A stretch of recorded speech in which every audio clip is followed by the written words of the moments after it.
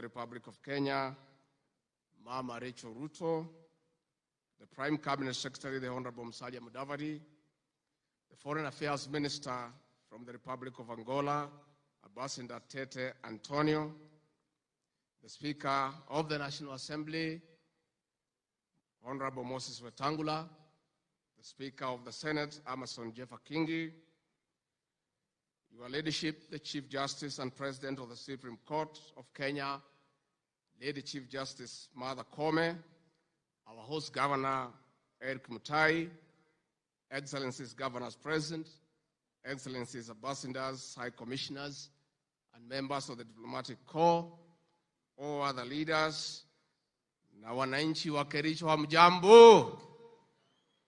Hamjambo tena. God is good, and all the time. Nisalimieni kwa hewa. Bwana Yesu asifiwe. Bwana Yesu asifiwe tena.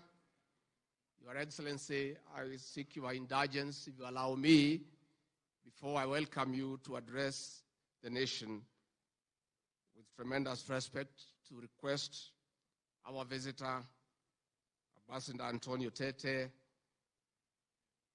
from the Republic of Angola, to come and greet the people of Kenya and say a few words. Ambassador.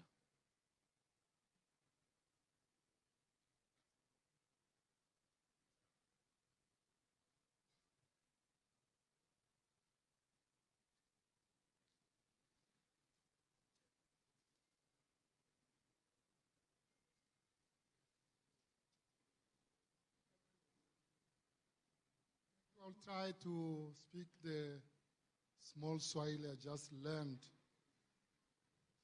Ndugu na dada wa Kenya,